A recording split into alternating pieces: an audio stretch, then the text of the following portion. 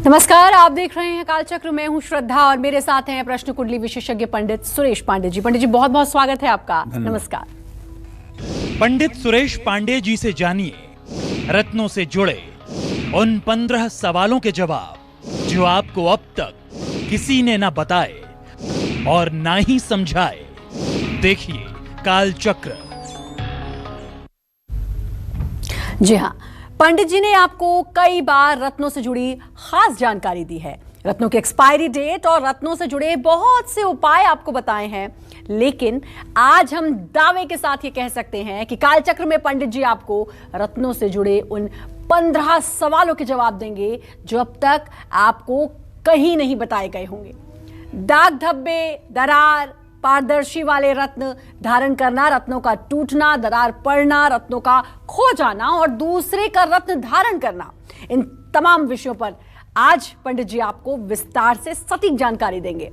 तो टीवी छोड़कर कहीं मत जाइए और बने रहिए कालचक्र के साथ। अपनी चर्चा को शुरू करेंगे, लेकिन उससे पहले रोज की तरह आज भी हम जानेंगे आज का शुभ मुहूर्त। 20 दिसंबर 2021 दिन सोमवार। आज पौष कृष्ण पक्ष की प्रतिपदा तिथि है, दोपहर 12:36 तक। इसके बाद द्वितीया तिथि शुरू होगी।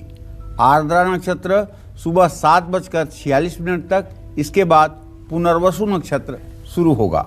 शुक्ल योग सुबह 10:59 तक। इसके बाद ब्रह्म योग शुरू होगा। आज के कुछ अशुभ मुहूर्त भी हैं, जैसे राहु काल सुबह 7:30 बजे से 9 बजे तक, यमगंड काल सुबह 11:01 से दोपहर 12:19 तक, गुलिक काल दोपहर 1:36 से दोपहर 2:54 तक रहने वाला है। इन समयों में किसी नए कार्य का शुभारंभ और दूर की यात्रा बिल्कुल प्रारंभ ना करें। जय मां विंध्यवासिनी। तो बात हो रही है आज रत्नों पर। जी हाँ, रत्न जो हमें बहुत आकर्षित भी करते हैं। किसी के उंगली में अगर हम किसी को धारण करे हुए देखें, बड़े कलरफुल होते हैं। कोई येलो कलर का, कोई वाइट कलर का, कोई ग्रीन कलर का, बहुत सारे रत्न देखने को मिलते हैं। पंडित जी, मैं ये जानना चाहूंगी कि जो ये इतने सारे रत्न हम देखते हैं, अगर मैं बात करूं तो क्या हमारे ग्रंथों में भी ये रत्न निहित हैं? इनके बारे में चर्चा की गई है? एकदम की गई है। ग्रंथों में इन सभी रत्नों का वर्णन है और वेदों में इन रत्नों का वर्णन है। और आदिकाल से, जब से सृष्टि की रचना हुई है, तब से ये रत्नों की चर्चा है। देवियों के मुकुट में, देवताओं के मुकुट में इन रत्नों के जड़े होने की बार बार बात आती है। तो कहने का आशय ये है कि ये जो रत्न हैं, जो मूल्यवान होने की दृष्टि से, रहीमदास ने भी कहा है कि गोधन, गजधन, बाजीधन और रतन धन खान, जब आवे संतोष धन, सब धन धूल समान। रतन धन, रतन को धन माना गया है। जैसे सोने चांदी को धन माना गया है, उसे रतन को भी धन माना गया है। ये भी आपके विपदा में काम आ सकता है। ये भी आपकी गरीबी को दूर कर सकता है। ये भी आपकी मुसीबत को टाल सकता है। और रत्न कई प्रकार के होते हैं। देखिए, अगर हम अपने ग्रंथों की बात करें तो प्राचीन ग्रंथों में हमारे 84 प्रकार के रत्नों का वर्णन मिलता है। अब ये 84 प्रकार के रत्न को आप 3 भागों में डिवाइड करिए। 3 भागों में, 3 श्रेणियों में इनको विभाजित करिए। कौन कौन से वो होंगे? पहला, पारदर्शी। पारदर्शी का मतलब जिस रत्न के आर पार दिखाई देता हो। दूसरा, अपारदर्शी, ऐसा रत्न जिसके आर पार दिखाई न देता हो। तीसरा, अल्प पारदर्शी। अल्प पारदर्शी का मतलब जिसमें कुछ दिखता भी हो, कुछ ना दिखता हो। तो ऐसे तीनों रत्नों को सर्वश्रेष्ठ माना गया है। अब ये 2 प्रकार के होते हैं। अब इनमें क्या 2 प्रकार है भाई? एक तो रंगीन है और दूसरे सादे हैं। रंगीन रत्न अगर हल्के रंग का हो तो उसकी पारदर्शिता सुरक्षित रहती है, क्योंकि गहरा रंग पारदर्शिता को समाप्त कर देता है, जिससे रत्न का मूल्य कम हो जाता है। जैसे नीलम अगर मयूर पंखी होगा तो पारदर्शी होगा, लेकिन वही नीलम अगर बहुत गहरे रंग का हो जाएगा तो अपारदर्शी हो जाएगा, उसकी कीमत कम हो जाएगी। पारदर्शी रत्नों में सबसे पहला स्थान अगर देखा जाए तो हीरे का है। नीलम और पुखराज भी पारदर्शी रत्नों में ही माने जाते हैं। अपारदर्शी रत्न जो है वो फिरोजा है। अल्प पारदर्शी रत्न श्रेष्ठता की दृष्टि से दूसरी श्रेणी में आते हैं। ये पूरी तरह से पारदर्शी न होकर के कुछ धुंधले होते हैं। रंग के गहरे फीके होने के आधार पर इनकी पारदर्शिता भी कम या ज्यादा होती है। लेकिन दीर्घजीवी का मतलब लंबे समय तक अपनी क्षमता को बनाए रखने वाले रत्न श्रेष्ठ माने जाते हैं। जो रत्न हर जलवायु में, हर क्लाइमेट में, हर ऋतु में, हर टेम्परेचर में, हर देश में, हर स्थिति में एक सा रहे, उसका रूप रंग ना बदले, कोई परिवर्तन ना हो, ऐसा रत्न सर्वश्रेष्ठ माना जाता है।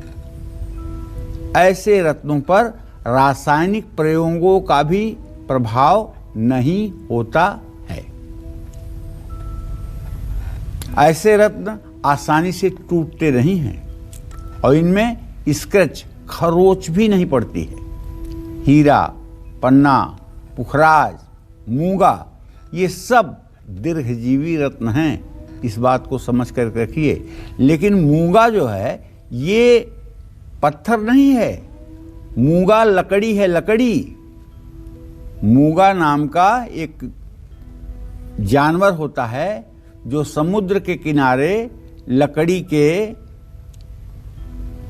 अंदर जा करके अपना लार्वा छोड़ता है और उसका लार्वा इकट्ठा जो होता है उसको शिकारी खरोच करके निकाल करके और उसकी कटिंग करके उसे मूंगा की जगह पर बेचते हैं। कोई कहता है कि इटालियन मूंगा है, वो लाल रंग का होगा, कैप्सूल की तरह होगा।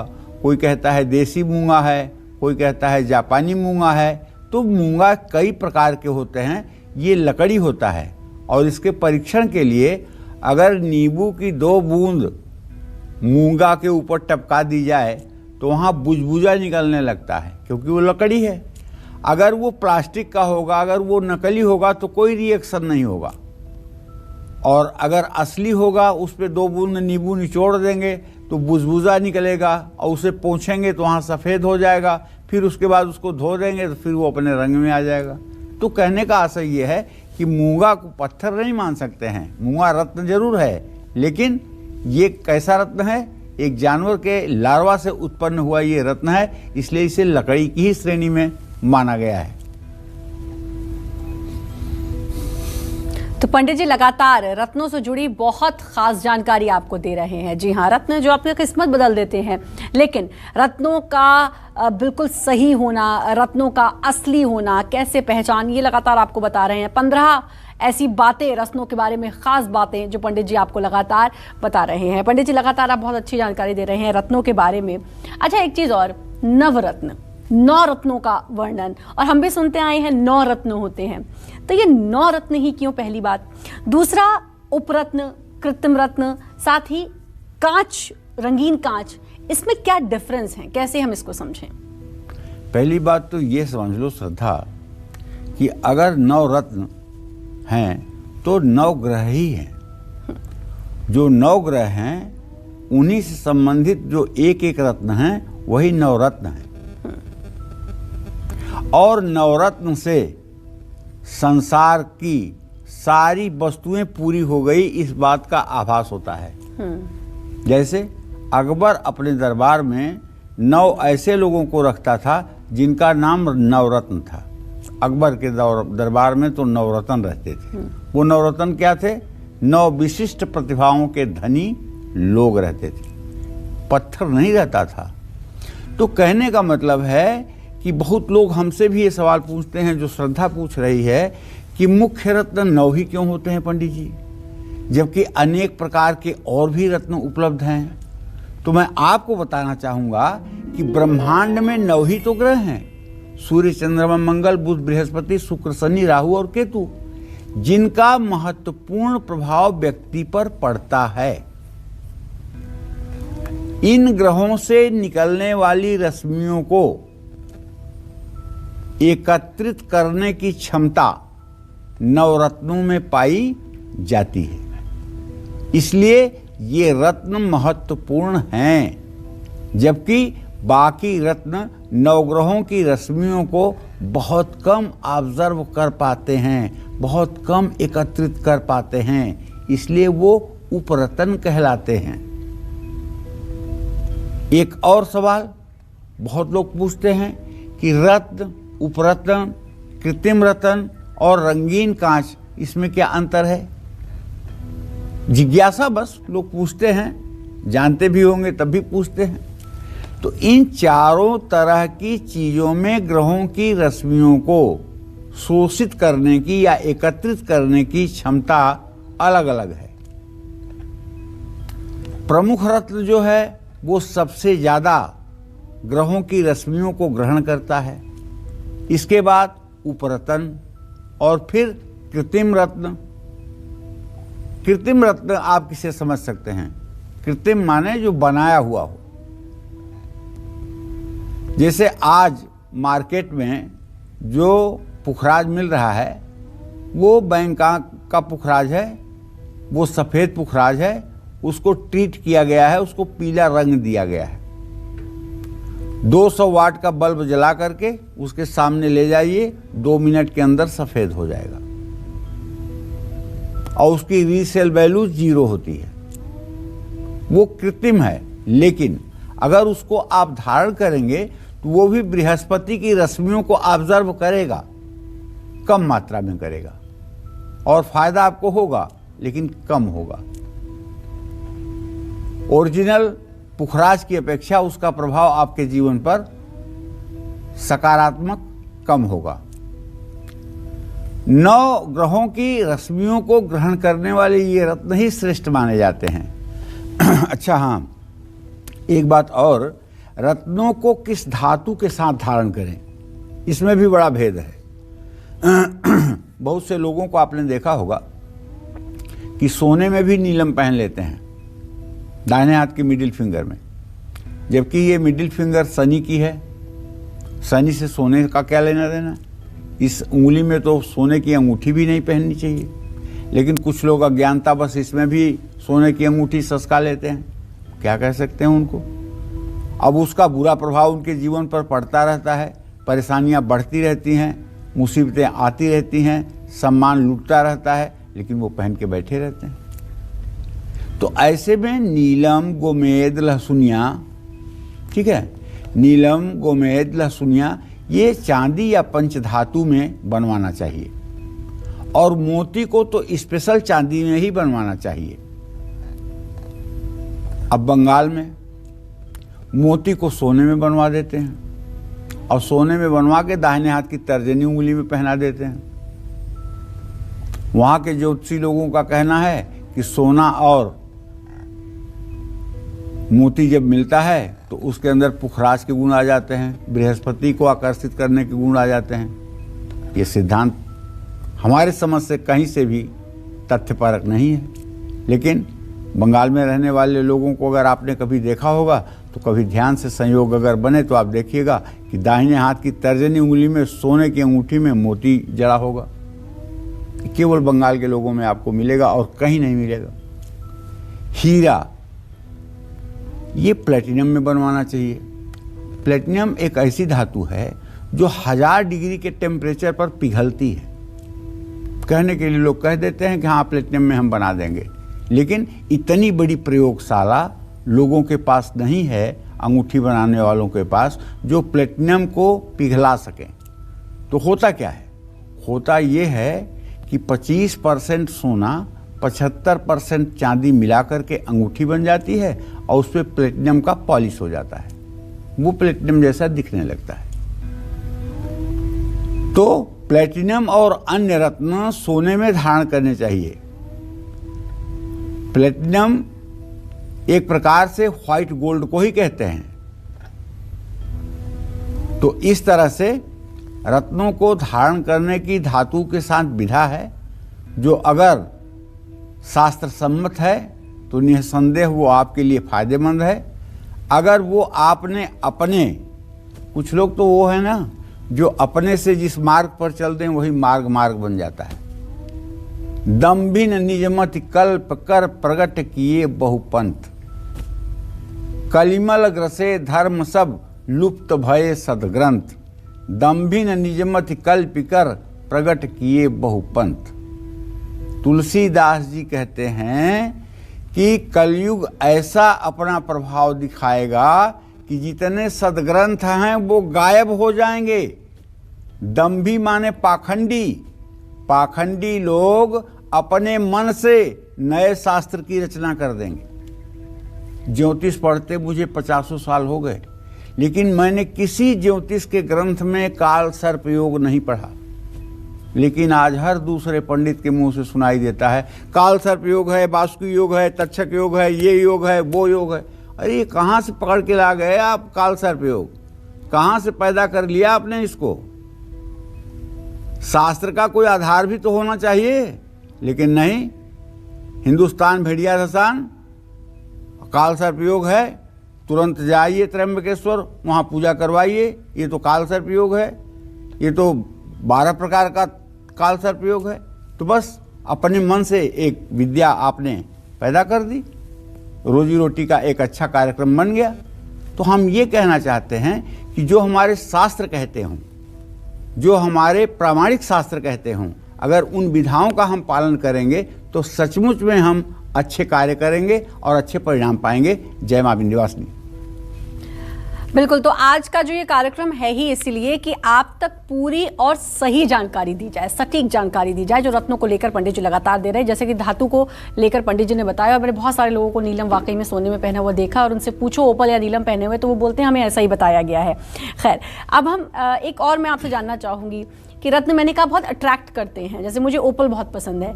अब मैं किसी को पहने हुआ देखो तो लगता है हम भी पहन लें, तो क्या दूसरों के धारण करे हुए रत्न पहने जा सकते हैं? क्योंकि घर में ही कई बार ऐसा होता है कि ये किसी ने पहना हुआ है तो पिता ने अपने बेटे को दे दिया या माता ने अपनी बेटी को दे दिया, ये तुम पहन लो, क्या ये सही है? श्रद्धा, सही बात तो ये है बेटा कि रत्नों की बात तो दूर कर दो, किसी के पहने हुए कपड़े, किसी के पहने हुए जूते, किसी का उपयोग किया हुआ रुमाल, अगर आप इसका भी उपयोग करते हैं या किसी के सोए हुए बिस्तर पर आप सोते हैं, तो इन सब चीज़ों का भी जो उस व्यक्ति की नकारात्मक ऊर्जा वहाँ अवशोषित होगी, वो सब आप में समाहित हो जाएगी। तो जब इन चीज़ों का बैड इफेक्ट पड़ता है, तो किसी का उतारा हुआ रत्न अगर आप धारण करेंगे तो उससे आप कैसे कल्पना कर सकते हैं कि आपको अच्छा फल देगा? हाँ, लेकिन एक बात जरूर है, क्या दूसरे के पहने हुए रत्न को धारण करना चाहिए? तो देखिए, मैं ये कहता हूं कि दूसरे व्यक्ति के हाथ से उतरा हुआ रत्न कभी भी नहीं पहनना चाहिए, क्योंकि दूसरे व्यक्ति के शरीर की ऊर्जा भी उस रत्न में अवशोषित हो जाती है। ऐसे में किसी व्यक्ति के हाथ से उतारा हुआ रत्न अशुभ फल दे सकता है। हाँ, बहुत जरूरी अगर हो तो उसे दूध और गंगा जल से धोकर उसकी शुद्धि करके उसके ग्रह के मंत्रों का शास्त्र सम्मत जप करके और उसको धूप दीप दिखा करके परिवार का कोई करीबी सदस्य धारण कर सकता है।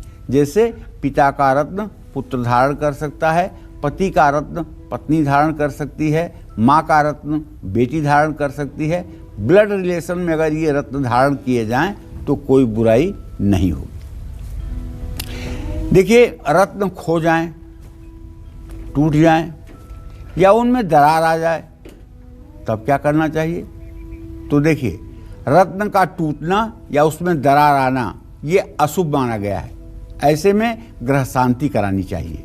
नया, बड़ा और अच्छी गुणवत्ता वाला रत्न धारण करना चाहिए। रत्न खो जाए तो इसे शुभ माना गया है। जय मां विंध्यवासिनी। पंडित जी, रत्न के बारे में जो हमने कहा कि अगर खो जाए या दरार आ जाए, रत्नों की उम्र भी होती होगी। एक समय बाद देखा गया है बहुत से लोगों के रत्न क्रैक आ जाता है या खो जाता है अपने आप में। वो भी एक बड़ा चमत्कार सा लगता है कि पता नहीं कहाँ गया, रत्न मिलता ही नहीं है। तो इसको क्या साइन समझा जाए और जो आपने कहा दरार आने पे, टूटने पे, क्या सही तरीका है जो हमें करना चाहिए? देखो श्रद्धा, सही बात तो ये है कि पूरे हिंदुस्तान में सभी को पता है कि सोने का चोरी होना और सोने का मिलना दोनों अशुभ संकेत करता है। सोना गायब हो गया, आपका चोरी हो गया, तो भी आपको बुरे परिणाम भुगतने होंगे। और सोना कहीं से किसी का अगर आपको मिल गया और आपने उसे अपने यूज में कर लिया तो भी आपका कल्याण नहीं होगा। ठीक है, उसी तरह से रत्नों की बात है। रत्नों में अगर दरार आ जाए तो ये अशुभ है। इसका मतलब कि उस ग्रह ने आपके ऊपर आने वाली आपदा को संभालने की कोशिश किया, लेकिन वो विफल रहा। तुरंत ग्रह शांति करानी चाहिए। ग्रह शांति का मतलब सूर्य के मंत्रों का 7000 जप, चंद्रमा के मंत्रों का 10,000 जप, मंगल के मंत्रों का 10,000 जप, बुध के मंत्रों का 9,000 जप, बृहस्पति के मंत्रों का 16,000 जप और शुक्र के मंत्रों का 16,000 जप, शनि के मंत्रों का 23,000 जप, इसी तरह से राहु केतु के मंत्रों का 18,000 जप और 17,000 जप की संख्या करवानी चाहिए। और हर समय रत्न बड़ा और अच्छी गुणवत्ता का ही धारण करना चाहिए। रत्न अगर खो जाए तब तो इसे ठीक माना जाता है, क्योंकि हो सकता है कि आपके ऊपर कोई बहुत बड़ी मुसीबत आने वाली थी, जो रत्न के गायब होने के बाद आपकी मुसीबत टल गई है, ये दोष दूर हुआ है। हाँ, लेकिन रत्न किसी का मिलना ये भी अशुभ माना जाता है। इससे दूसरे के ग्रहों के अशुभ प्रभाव व्यक्ति पर आ सकते हैं। आप कभी अगर ध्यान दिए होंगे तो जब ग्रहों का दान बताया जाता है तो शनि के दान में नीलम बताया जाता है, सूर्य के दान में माणिक्य बताया जाता है, चंद्रमा के दान में मोती की माला बताई जाती है, बुध के दान में पन्ना बताया जाता है, बृहस्पति के दान में पुखराज, सुनहला, ये सब रत्न सोना बताया जाता है। इसी तरह से शुक्र के लिए भी चांदी या फिर ओपल, ये सब दान में बताया जाता है। जो ग्रह अरिष्ट कारक हैं, जो ग्रह हानिकारक हैं, जो लोग 6ठे, 8वें, 12वें घर के मालिक हैं, जो घर मृत्यु भाव को या शत्रु भाव को देख रहे हैं या मारक स्थान के स्वामी हैं, उनके रत्नों को दान करने का विधान शास्त्रों में है और उसका लाभ भी मिलता है। तो बस आज का कार्यक्रम मुझे विश्वास है कि आपको नई जानकारी देगा, इसलिए आज के कार्यक्रम को देखना भी चाहिए और ज़रूरत होने पर जो आपको इम्पोर्टेंट लगे उसे आपको नोट भी करना चाहिए। जय मां विंध्यवासिनी। आज कालचक्र में पंडित सुरेश पांडे जी आपको रत्नों से जुड़े उन 15 सवालों के जवाब दे रहे हैं जो अमूमन हर दर्शक के मन में होंगे ही होंगे। अब अपनी चर्चा को आगे बढ़ाते हुए बात करते हैं रत्नों के प्रभावों की। रत्न किस चीज में धारण करना शुभ माना जाता है, अंगूठी में या फिर लॉकेट में? ये जानते हैं पंडित जी से। बताइए पंडित जी, अंगूठी पहने या फिर लॉकेट में रत्न बनवाकर धारण करें? देखिए, प्राचीन काल से, जब से हमारी सनातन सभ्यता है, सनातन तो सनातन है, हर समय से है, तब से अंगूठी और लॉकेट ये दोनों के पहनने का महत्व है। जैसे देवी की मानस पूजा में भी शंकराचार्य कहते हैं, स्वर्णा कल्पित कुंडले श्रुतयुगे हस्तांबुजे मुद्रिका। ये मुद्रिका आ गई ना, यही मुद्रिका अंगूठी है। स्वर्णा कल्पित कुंडले श्रुतयुगे हस्तांबुजे मुद्रिका, मध्य सार सना नितंब फल के मंजीर मघृद्वये, हारो वक्षस कंकड़ोत कोड़त कारो कर द्वंद के, विन्यस्तम मुकुटम शिरस्य अनुदिनम दत्तोन्मदम स्तूयताम। तो अंगूठी और लॉकेट की भी बात यही है। जो हार है उसमें जो लॉकेट है वो लॉकेट है। राजा महाराजा भी इसका पालन करते थे, श्रेष्ठ मनुष्य भी इसका पालन करते हैं। तो रत्नों को अंगूठी के रूप में पहना जाता है तो हमारे हाथ की सारी उंगलियां ग्रहों के लिए बंधी हुई है। जैसे ये छोटी उंगली बुध पर्वत के ऊपर है तो इसमें बुध का रत्न पहना जाता है। ये अनामिका उंगली के नीचे सूर्य पर्वत है तो इसमें सूर्य का भी रत्न पहना जाता है, मंगल का भी रत्न पहना जाता है, शुक्र का भी पहना जाता है। आप कहोगे ऐसे कैसे? तो देखिए, सूर्य पर्वत के ठीक नीचे निम्न मंगल है, मंगल के नीचे सीधे जाएंगे तो शुक्र ग्रह का भी मतलब कि आपको स्थान मिल जाएगा। तो इसलिए ये 3 अंगूठियाँ यहाँ भी पहन ली जाती हैं। मध्यमा उंगली में सीधे सीधे सीधे केवल शनि पर्वत है, इसलिए इसके नीचे राहु पर्वत है। तो शनि और राहु और केतु के अंगूठियां जो है वो मध्यमा में पहन ली जाती हैं। अब इसी तरह से पुखराज के लिए भी तर्जनी उंगली है बृहस्पति पर्वत होने के कारण। लेकिन जब किसी ग्रह का प्रभाव आपको अगली राशि पर लेना हो तो मेरा ये अनुभव है, मैं इस पे चैलेंज नहीं कर रहा हूँ, मेरे जीवन का अनुभव है, मैंने इसको आजमाया है, मैंने इसका प्रभाव देखा है। अगर किसी का बृहस्पति अष्टम भाव में है और उसको आपको फल नवम भाव का लेना है, नवमेश का लेना है और बृहस्पति नवमेश है, तो आप उसे पुखराज लॉकेट में पहना दीजिए और चमत्कार देखिए। तो लॉकेट के रूप में गले में धारण तब कर लिया जाए जब उस ग्रह की स्थिति एक कक्षा आगे बढ़ाने से लाभकारी हो जाए। रत्नों को अंगूठी के रूप में अंगुली में धारण करना ज़्यादा फायदेमंद होता है। रत्न की अंगूठी अंगुली की त्वचा को हर समय सोते, जागते, चलते फिरते स्पर्श करती रहनी चाहिए। स्पर्श का मतलब छुए ना, लेकिन उसके बीच में और त्वचा के बीच में कोई अवरोध ना हो। इससे शरीर की त्वचा में ज़्यादा समय के लिए संपर्क में रहने से इसका प्रभाव ज़्यादा हो जाता है। अब आप कहेंगे कि अगर पंडित जी किसी का ग्रह ऐसी स्थिति में है कि वो पीछे अगर हो जाए, पीछे की कक्षा में हो जाए, तो उस आदमी की ज़िंदगी जय जय हो जाएगी। उसमें फिर क्या कहता है ज्योतिष? उसमें ज्योतिष ये कहता है कि ऐसे व्यक्ति को अपने जीवन साथी को वो रत्न धारण करवाना चाहिए, जीवन संगिनी को वो रत्न धारण करवाना चाहिए। इसका चमत्कार भी देखा जाता है।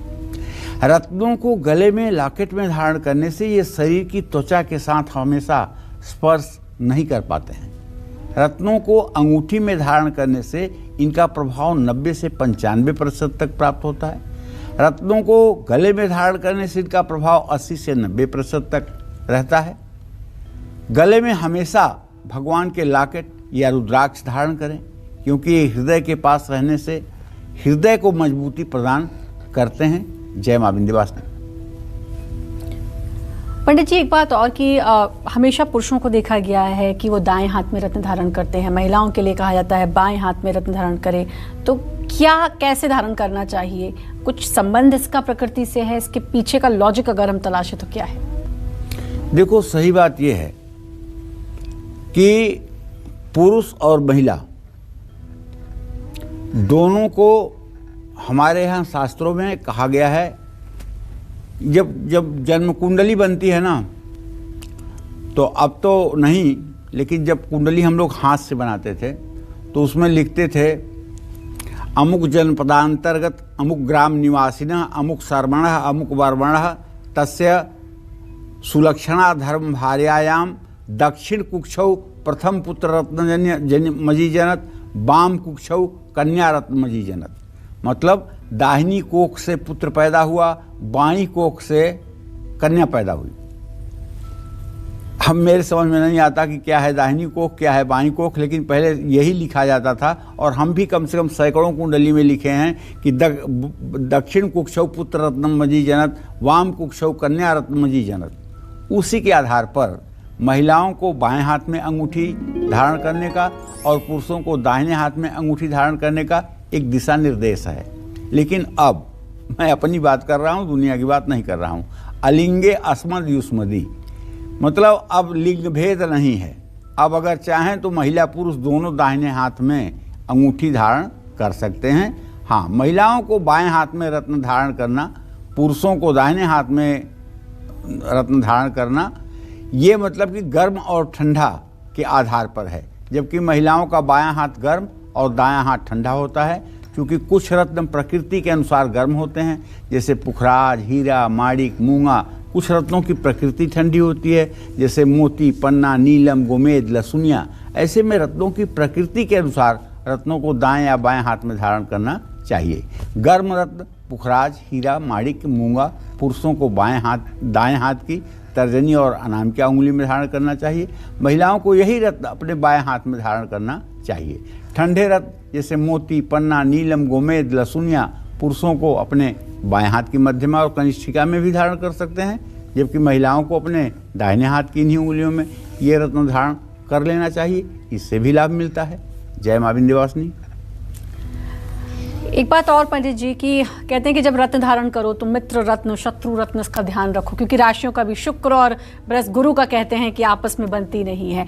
तो इन चीज़ों का कितना ख्याल रखना चाहिए? बहुत ख्याल रखना चाहिए। देखो, ग्रहों के दो वर्ग हैं, ग्रहों के दो वर्ग हैं, और ये दोनों वर्गों को अगर आप एक साथ मिला जुला दें फिर अनिष्ट हो जाएगा। जैसे सूर्य, चंद्रमा, मंगल, बृहस्पति, इनके रत्नों को आप एक साथ धारण कर सकते हैं, आपका कल्याण होगा।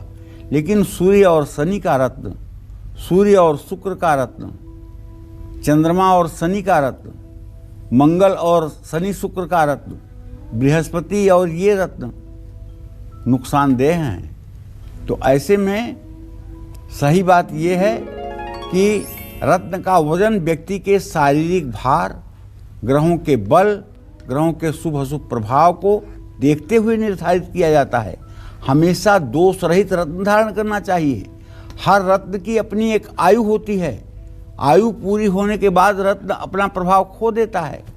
रत्न की आयु पूर्ण हो जाए तो उसको, अगर सस्ता रत्न है तो नदी में प्रवाहित कर दीजिए, अगर महंगा रत्न है तो उसे फिर से उसके संबंधित अनाज में रख करके उसको पुनः जागृत करिए और तब धारण करिए।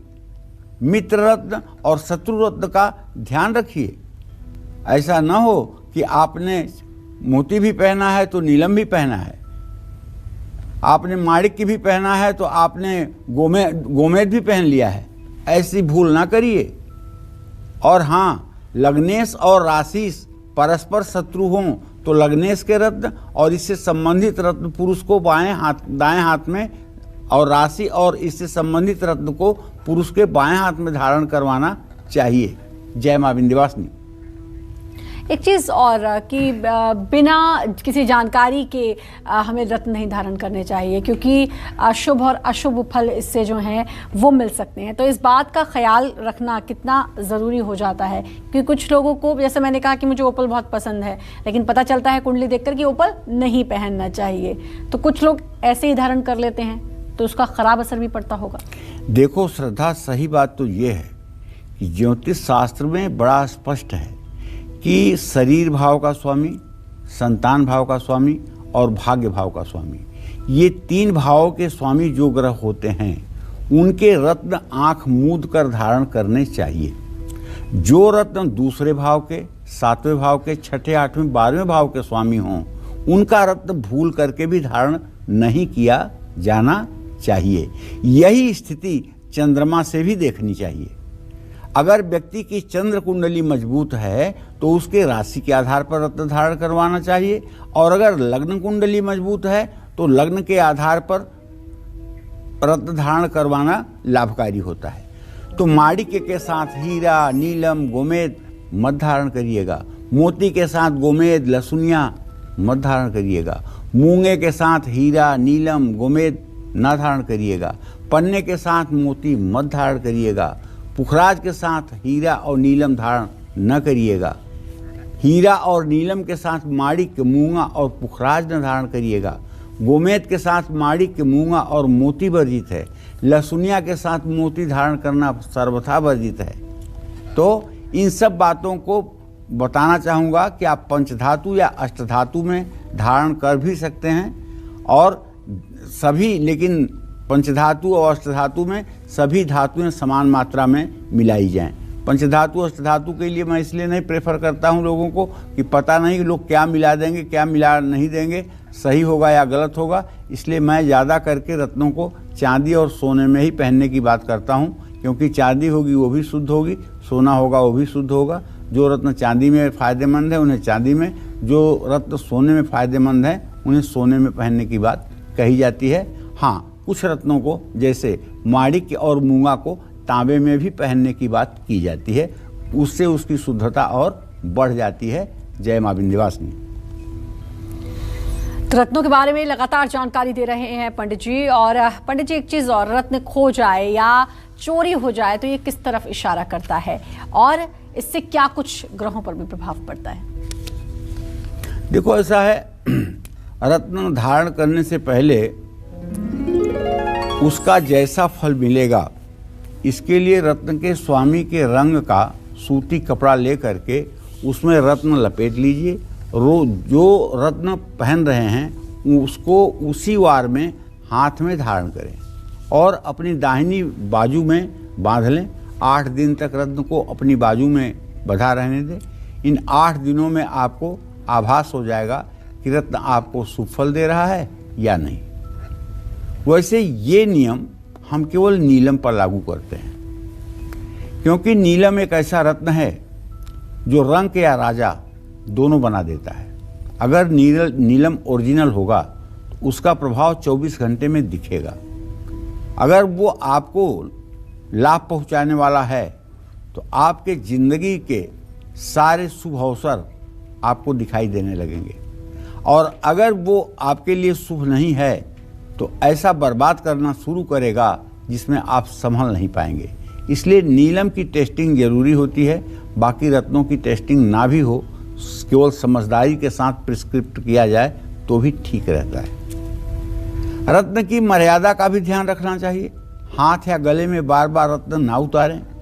रत्न खो जाए, गिर जाए या चोरी हो जाए तो समझ लेना चाहिए कि ग्रह दोष कम हो गया है। जय मां विंध्यवासिनी। किसी रत्न में आड़ी रेखाएं, क्रॉस या जाल हो, क्या ऐसा रत्न पहनने से आपको उसके शुभ फल मिलेंगे या अशुभ? जानते हैं पंडित जी से। बताइए पंडित जी, जाल, आड़ी रेखाएं, ऐसा रत्न हो तो क्या प्रभाव होगा? देखिए, सही बात है। जाल मतलब जिसमें सचमुच में जाल जैसा दिखाई दे। किसी रत्न में जैसे मोती में आड़ी रेखा हो या क्रास हो या जाल हो तो सौभाग्य नाशक होता है। पुखराज में आड़ी रेखा हो, क्रास हो या जाल हो तो बंधु बांधव का नाश करता है। पन्ना में ये दोष हो तो लक्ष्मी नाशक होता है, लेकिन पन्ना में प्रायः सस्ते पन्ना में ये दोष पाया ही जाता है। पन्ना में अगर ये दोष नहीं होगा ना तो पन्ना बहुत मूल्यवान होगा। जिस पन्ना में जाल नहीं होगा वो पन्ना 15-20 हज़ार रुपये रत्ती से ऊपर का होगा। प्रायः पन्ना में जाल पाया जाता है। पुखराज में ये दोष हो तो संतान के लिए हानिकारक है, अनिष्टकारक है। और अगर हीरे में ये दोष है तो ऐसे व्यक्ति को मानसिक शांति नहीं मिलती है। और नीलम में ये दोष हो तो रोगवर्धक है, धननाशक है। और गोमेद में आड़ी रेखाएं हो या जाल हो या क्रास हो तो खून से संबंधित बीमारियां शुरू हो जाती हैं। इसी तरह से लहसुनिया में अगर दोष हो तो यह शत्रुओं को बढ़ाता है। माणिक्य में दोष हो तो गृहस्थ जीवन में सुखों का नाशक है। मूंगे में अगर इस तरह की रेखा बन जाए या क्रास हो जाए तो सुख संपत्ति का नाशक माना जाता है। इस तरह से ये रत्नों के दोष हैं। इन्हें अच्छी तरह से जौहरी समझ सकता है या इसका कोर्स होता है। इसका कोर्स होता है और बाकायदे उसका सरकारी सर्टिफिकेट मिलता है। भारत सरकार की तरफ से जेम्स का कोर्स कराया जाता है। उसमें रत्नों के परीक्षण की विधा बताई जाती है, असली नकली का अंतर बताया जाता है और वो सारे इसके निश्चित रूप से सिद्धांत हैं जिन सिद्धांतों पर इसके असली और नकली होने का प्रमाण साबित होता है। तो आप भी अगर किसी से रत्न खरीदें तो भारत सरकार द्वारा मान्यता प्राप्त लाइब्रेरी से, लेबोरेटरी से आपका रत्न प्रमाणित हो। इस बात का ध्यान रख करके ही रत्न धारण करें। जय मां विंध्यवासिनी। कहीं आपके रत्न में धब्बे तो नहीं पड़ गए? अगर ऐसा है तो पंडित जी से जानिए कि रत्नों में धब्बे पड़ना कितना खतरनाक साबित हो सकता है। बताएं पंडित जी। देखिए, मोती में धब्बे और दाग हों तो मानसिक शांति में बाधा बन जाती है। पुखराज में अगर दाग धब्बा होगा धन और संपत्ति का नाश होगा। कभी कभी पुखराज में सब कुछ तो अच्छा होता है लेकिन एक बबल जैसा दिखाई देता है। एक ऐसा दिखाई देता है जैसे एयर, हवा का एक छोटा सा किनका पुखराज के अंतर्गत है। और जब आप जौहरी से कहिए कि ये देखिए इसमें क्या दिखाई दे रहा है, तो जौहरी कहता अरे ये कुछ नहीं है, ये एयर बबल्स है, ये तो होता ही है रत्नों में। लेकिन ये ठीक नहीं होता, ये संपत्ति का नाशक होता है। पन्ना, माणिक्य और मूंगा में दाग धब्बे हों तो पुरुष और महिलाओं के लिए रोग कारक होते हैं। हीरे में दाग धब्बे होंगे तो ये मृत्युकारक भी हो सकता है। नीलम में दाग धब्बा होगा तो अचानक विपत्तियां आ सकती हैं। गोमेद का दाग धब्बा होगा तो संपत्ति और पशु का नुकसान होगा। लहसुनिया में दाग धब्बा होगा तो विरोधी बढ़ जाएंगे। मैं यही कहना चाहूँगा कि देखिए, अगर केवल रत्न धारण करने से सारी दरिद्रता दूर हो जाती तो भारत सरकार इतना पैसा खर्च करके गरीबी उन्मूलन के काम को क्यों करती? सबको रत्न पहना देती, सब टाटा बिरला हो जाते और सब बढ़िया से ऐश की ज़िंदगी जीते। हमारा भी देश विकासशील देशों में न होकर विकसित देशों में हो जाता, हमारा भी रुपया डॉलर के बराबर हो जाता। तो बस ये बात कहना चाहूँगा कि कर्म की प्रधानता को मत भूलिएगा। कर्म करिएगा तभी रत्न भी काम करेंगे। कर्म करते रहिएगा और सही रत्न प्रिस्क्रिप्शन आप पहनिएगा, तब आपको रत्न भी काम करेंगे। केवल रत्न पहन करके और मनोकामना पूरी करने की बात सोचना ठीक नहीं होगा। पुरुषार्थ और भाग्य दोनों एक साथ चलने चाहिए, तब आनंद बरसेगा। इसलिए मैं कहना चाहूँगा, बार बार रत्न धारण करिए, ओरिजिनल करिए, बढ़िया करिए, उसको जांच परख करके करिए, क्योंकि रत्नों में बहुत घालमेल चलता है। ठीक है, और रत्न लंबी आयु के होते हैं। रत्नों को धारण करने से मन में प्रसन्नता बढ़ती है, हाथ की शोभा बढ़ती है, मन की शोभा बढ़ती है। लेकिन रत्नों को परीक्षण के बाद और किसी कुशल अनुभवी व्यक्ति के द्वारा ही प्रिस्क्रिप्शन करने पर धारण करना चाहिए। जय मां विंध्यवासिनी। कौन सा रत्न किस दिन पहनना शुभ होता है, कौन सा रत्न किस उंगली में पहनना शुभ होता है, और कौन सा रत्न किस ग्रह की कृपा दिलाता है, आइए जानते हैं पंडित जी से। बताएं पंडित जी। देखिए, सूर्य का रत्न माणिक्य है। सूर्य की उंगली अनामिका उंगली है।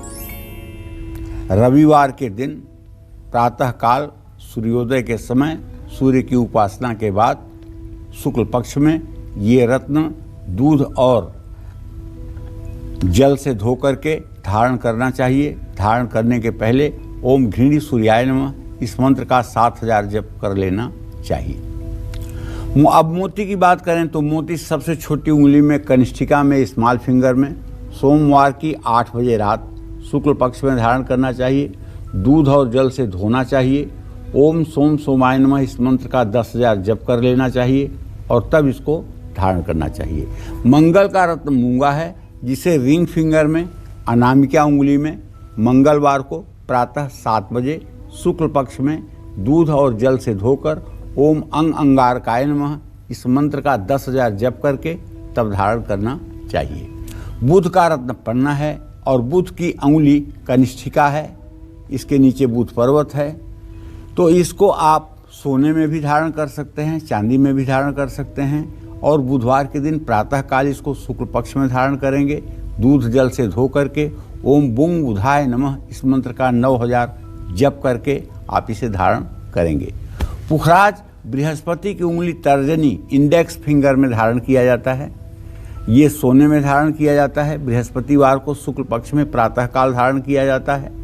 लेकिन अगर आप ओपल पहनते हैं जो शुक्र का रत्न है, तो उसे भी आप चांदी में बनवा करके यहाँ धारण कर सकते हैं। अब इसके पीछे का लॉजिक तो ये है कि इस तर्जनी उंगली के नीचे बृहस्पति पर्वत है, लेकिन जब और सीधे जाएंगे तो शुक्र पर्वत भी अंगूठे के नीचे है। शुक्र का प्रभाव और बृहस्पति का प्रभाव ये तर्जनी से मिलता है। लेकिन अगर हीरा पहनना है तो वो रिंग फिंगर में ही पहना जाएगा, जिसमें शादी की अंगूठी पहनी जाती है अनामिका उंगली में, उसी में पहना जाएगा। अच्छा, कनिष्ठिका उंगली में शनि का रत्न नीलम कभी भूल के भी नहीं, हाँ, ये मध्यमा में ही धारण किया जाएगा। राहु का रत्न भी मध्यमा में धारण किया जाएगा, गोमेद।